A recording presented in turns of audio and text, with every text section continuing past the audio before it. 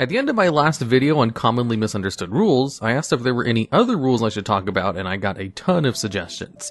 So in this video, I'll be going over a lot of commonly complicated rulings, as well as just some other misunderstood ones. And at number 10, let's go over the rules for jumping. Jumping is a type of movement that is rarely used from what I've seen, so it's pretty easy to see why people don't understand the intricacies of jumping, or even know the rules on how to perform a jump in the first place.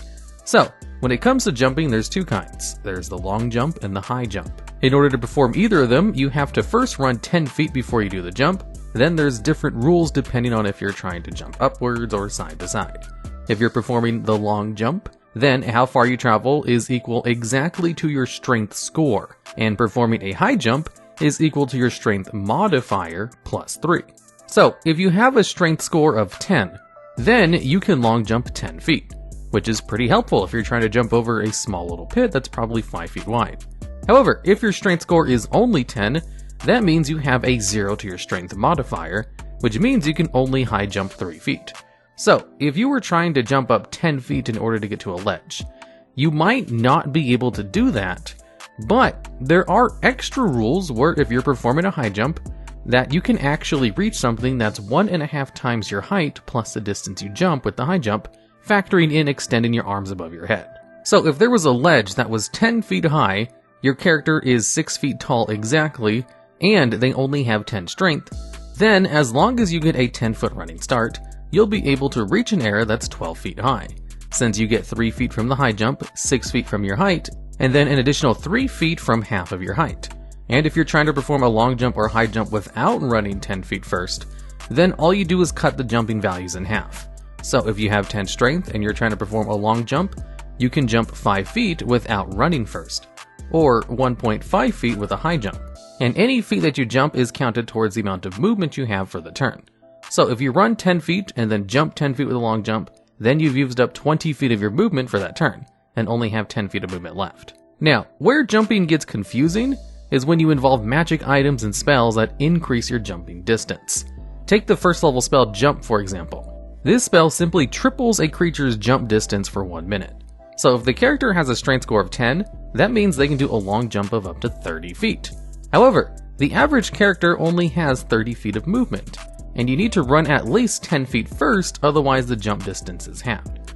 So if you have the ability to jump 30 feet, and you get your 10-foot running start, how many feet are you able to jump if you only have 20 feet of movement left? The answer is 20 feet. Even though you have the ability to jump 30 feet, you only have 20 feet of movement left. The way to really take advantage of spells like Jump is to take the dash action, to increase your movement speed for the turn. So the character with 30 feet of movement speed took the dash action, then they could easily jump for 30 feet and get that 10-foot head start, since they'll have 60 feet of movement for that turn. So even if a character has the ability to jump extra feet, because of some kind of magic item or spell, doesn't mean they get extra movement speed to allow you to jump that extra amount of feet. Although I have seen a lot of very common house rules to just let characters who use the jump spell do that anyway, even if it's not technically rules as written. Although Sage Advice did clarify you can't jump further than your movement, it's just commonly house rule to allow people to jump super far if they get magic things that let them jump farther, and unrestrain them from their movement restrictions. And at number 9, let's go over the Rogue class ability Sneak Attack, as it's definitely something that's misunderstood a lot from a lot of online D&D stories I've read, mainly about playing with terrible DMs who nerf the ability because they don't know how it works. Sneak attacks for Rogue is one of their class features, which just adds a whole bunch of extra damage to one attack that they perform, since they're one of the few melee-centric classes that does not have the extra attack action. So, Sneak Attack is there to kind of balance them out, and how Sneak Attack works is if you attack something with a finesse or ranged weapon, and you have advantage on that attack, then you do an extra 1d6 damage to that creature, which increases with the rogue's level. However, you can also trigger Sneak Attack if you simply have an ally that's within 5 feet of that target who isn't incapacitated, and you do not have disadvantage on the attack roll. So those are the two ways you can proc Sneak Attack, by either having advantage on the attack, or just having an ally near the target, but you do not need both. There are additional ways to proc Sneak Attack with certain rogue subclasses, but that's the baseline. You can also only proc Sneak Attack a single time per turn, but not per round. So if you get an opportunity attack and hit something and meet all the conditions for sneak attack, you also get sneak attack on that attack, just as long as that's happening outside of a turn in which you've already used sneak attack. This also allows you to use items like the Scimitar of Speed to turn your reaction into another sneak attack, by just using the ready action ability to form a trigger where you attack outside of your turn. Now, the way I see a lot of people getting sneak attack wrong is by simply adding extra layers to how sneak attack can function.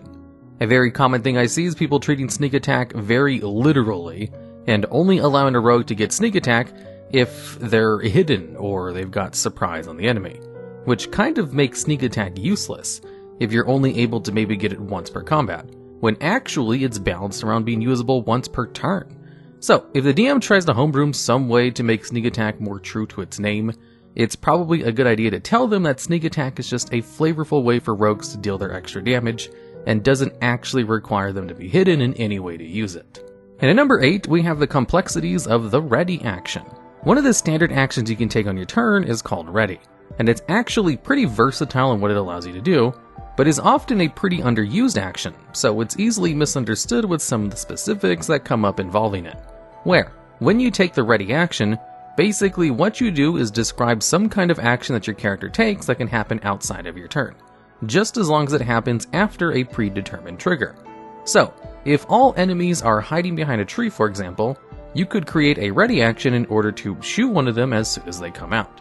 That way you don't waste your turn doing nothing.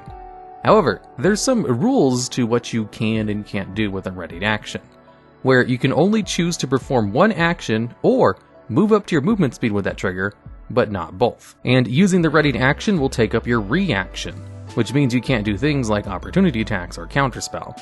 And also, if you decide to ready a spell, you have to concentrate on that spell even if the spell normally does not have a concentration requirement. So it's possible to completely lose the spell if your concentration is broken before the trigger occurs. Now, the only thing that's probably misunderstood about the readied action is the fact that it creates a concentration requirement for spells you're about to cast. But other than that, it's pretty straightforward, and is really loose in what you can actually do with it. Basically, if you can do something with your action or movement, but not both, you can do that with your readied action outside of your turn using your reaction. And at number 7, we have the rules and confusions regarding mounted combat. Mounted combat has a lot of confusing parts about it, even if the rules about them are pretty simple. If you're mounting a creature, and you're directly controlling the creature, then both of you act on the same initiative. The mount can only take the dash, disengage, and dodge actions, and it has its own movement which you're able to control without any actions on your part, so just think of it like directing your mount as a whole bunch of free actions. And then you also get your own movement and actions, and it costs half your movement to get on your mount or to get off of it, but you can only get on or off once per turn. Now, where the confusion of a mount comes in is in the nitty-gritty specifics of controlling your mount. A lot of people incorrectly assume the mount can attack because the mount can attack if it's independent. There are separate rules for controlling an independent mount and a controlled mount, where an independent mount just kinda has its own turn and does whatever it wants, which allows it to attack. And if you ride it, you have no control over what it does, but still gain advantages of being mounted if you have any, like the mounted combatant feat. However, controlled mounts cannot attack, and has some extra rules to remember for the actions it is able to take. If it takes the disengage action, for example, it provides the benefits to its rider as well, since the rider is technically not moving, and you're just going along for the ride. However, if the mount takes the dodge action, you do not gain the same benefits as the mount, because it only affects the one specific creature, and a target can choose to attack either you or the mount. So it is kind of confusing that disengage works on both of you, but dodge doesn't. Also, while you and the mount both move on the same turn in initiative, you both have separate turns nonetheless. You just get to pick whoever goes first during each round. So what you can't do is charge in with your mount and then attack, then have your mount perform the disengage action to run away, because that would mean your mount had ended its turn to allow you to start your turn to start attacking, and no longer is able to move as its turn is over for the round. So if you're already in range to attack while you're on a mount, you can attack first and then command your mount to run away, but then you won't be able to do anything else since your turn has ended after you start commanding your mount, which kind of makes navigating a mount pretty terrible, as one of the main benefits of the mount would be the maneuverability of attacking and then getting out of range with its disengage action. There's also extra rules for staying on the mount if it would get pushed back, which are kind of similar to maintaining concentration, but instead of a constitution saving throw, you just do a dexterity saving throw instead with a DC of 10 in order to stay mounted. And at number 6, we have the invisibility condition and how it functions. If a creature is invisible, you can still attack them, and even hit them with AoE attacks. This was something that came up a lot in the comments, where people asked to clarify how invisibility works, because I remember getting the wrong when I first started playing the game as well. Invisibility doesn't make their location unknown by default, it just counts them as heavily obscured and grants them a couple of combat bonuses, which does mean the creature can perform a stealth check in order to hide themselves without having to be behind cover, since the invisibility condition grants them those benefits already. As it's still possible to hear or smell where they are, or just the other environmental things that might give away the location, like footprints in the snow, which means invisibility still requires you to hide, and is not a god mode that allows you to do whatever you want without anyone being able to notice your presence. It does allow you to take the hide action anywhere, since you're constantly heavily obscured, but you do have to take the hide action if you want to hide your location from your enemies. And you do need to perform stealth checks if you're trying to sneak past people, even if you're invisible. And if you're in combat with an invisible target, thankfully this means you can attack them, just at disadvantage, and as long as they're not currently under the hide action and hidden from you. And what this means is there's no trying to guess what square they're in if they're not hidden by the hide action, as your character knows exactly where they're at and can aim their attacks appropriately, even though they can't see them. Although they still can't use abilities which specifically require you to target a creature that you can see, like a lot of single target spells, since they are technically invisible even if they know their general location. So, even though invisibility doesn't give you god mode invisibility like in video games, it is still an excellent condition because it gives you advantages on all of your attacks while invisible, and all attacks have disadvantage against you, even if they know where you're at. And at number 5, we'll go over what can and cannot be counterspelled. Counterspell is a pretty simple 3rd level spell, which simply reads, as a reaction, in response to seeing a creature within 60 feet of you casting a spell, you can interrupt the casting of that spell and cause it to fail with no effect. But if the spell is a 4th level or higher, then you have to make an ability check to see if your counterspell succeeds, unless you casted counterspell at a higher level spell slot. Now, the confusions of counterspell comes in a whole bunch of extraneous circumstances that might allow you to avoid a counterspell. Say, for example, you're casting a spell through a wand, like the Wand of Magic Missiles. The magic item itself is providing the components of the spell, but allows the creature using the wand to cast the spell as if they're the ones using it. And in the example of someone casting a spell through a magic item, you can actually counterspell it, since you can see a creature casting a spell, no matter the actual source of that spell, even if all the components themselves are covered by the item. There is also more confusion when it comes to casting a spell from a spell scroll, as the scroll itself provides all the components of the spell, which means you don't need to use a verbal or somatic component. However, you're still casting a spell from a magic item, and you have to read the scroll in order to cast a spell from it, which allows it to be counterspelled. Remember, counterspell doesn't require you to see your opponent using some kind of components. It just requires you to see someone casting a spell, no matter how they're doing it. However, there are ways to hide that you're casting a spell, specifically with the subtle spell feature that sorcerers are able to use, which allows you to cast spells without a verbal or somatic component.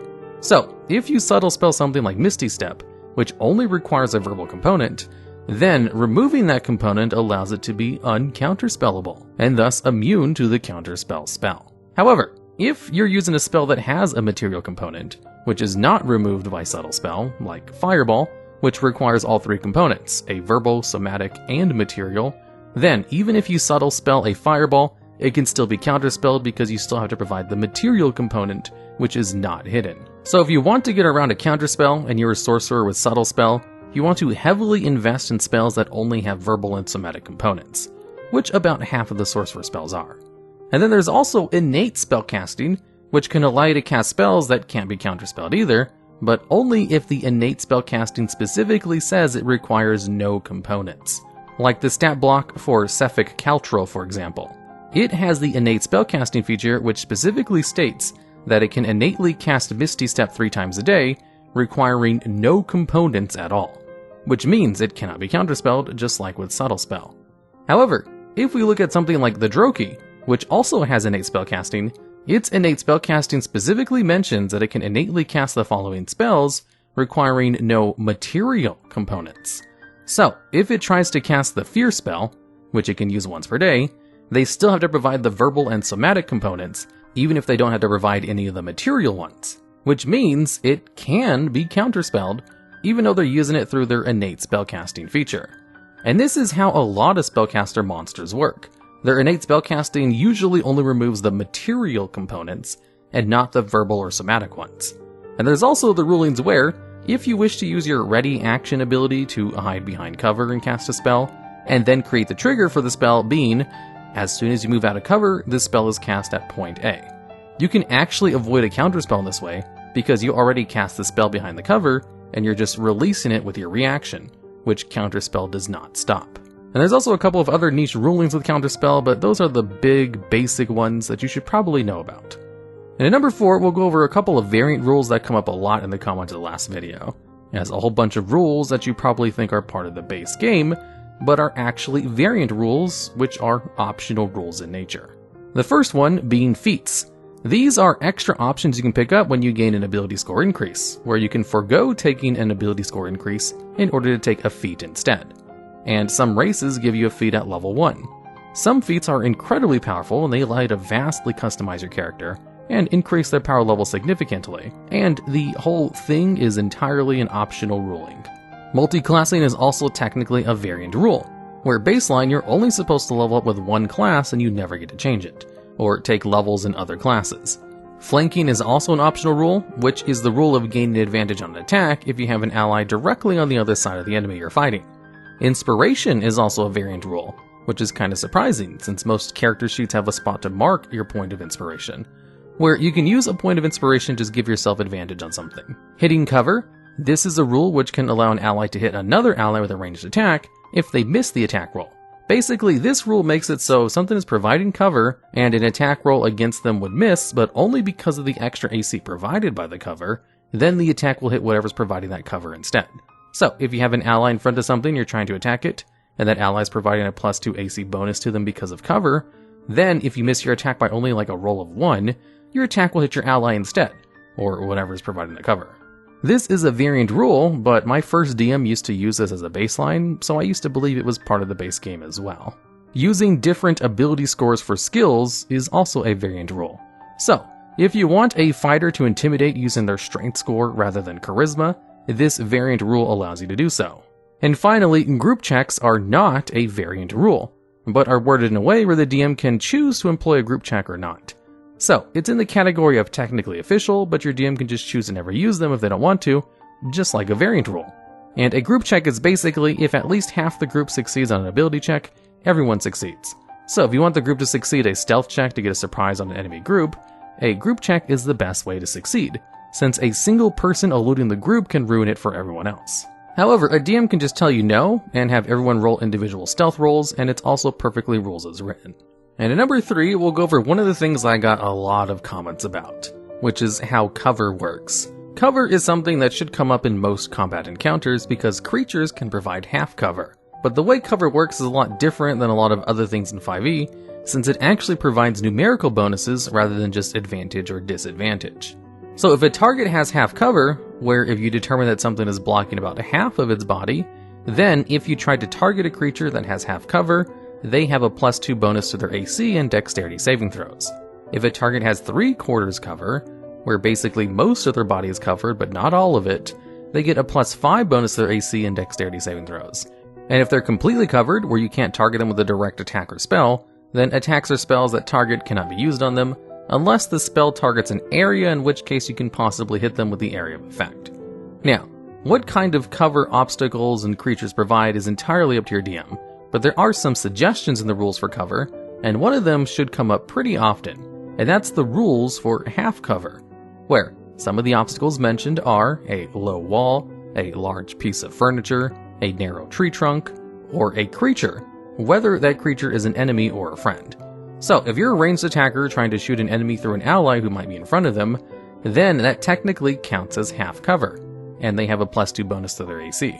And half cover should come up quite often in normal games, especially in dungeons where people are fighting in narrow hallways. And then, when it comes to open forest areas, there's actually trees to hide behind, then it gets a little bit more muddied on whether you're getting half cover or 3/4 cover, or if you're just going to the category of full total cover. The rules on this are kind of loose. I assume the reason people mention this in the comments so much is because enemy and friendly creatures can technically provide half cover, which should come up a lot in normal games. And there's also the variant rule we talked about earlier, where it's possible to accidentally hit an ally with one of your attacks. Say you're trying to hit a creature that has 15 AC, but one of yours, or one of the enemy creature's allies is standing directly in front of them, blocking your line of sight, granting them half cover, and a +2 bonus to their AC. If you rolled a 16 on that attack roll, it will miss because their new AC is 17. Although, if you're using the variant rule, your attack roll will instead hit whatever's providing that cover, and deal damage to them. Where if you rolled below the original AC, then the attack just misses like normal and no one gets hit. And at number 2, we have some clarifications on passive skills. Passive skills are determined by 10 plus any modifiers you normally get to the check, and having advantage or disadvantage in that skill gives you a +5 or -5 to that passive score. Passive perception is easily the most used passive skill in the game.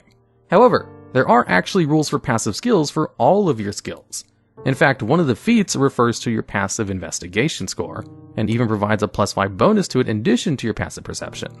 The reason it's super useful for passive perception is because perception is probably the most useful skill in the game, because it's basically the skill that allows you to perceive the world around you with your senses, as special abilities can provide you additional bonuses to perceptions based on how you use your perception, like through your sight, hearing, or smell.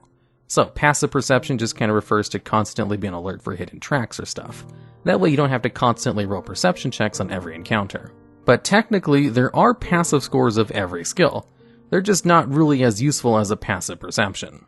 So if you want, you could use your passive investigation to not have to roll to investigate something.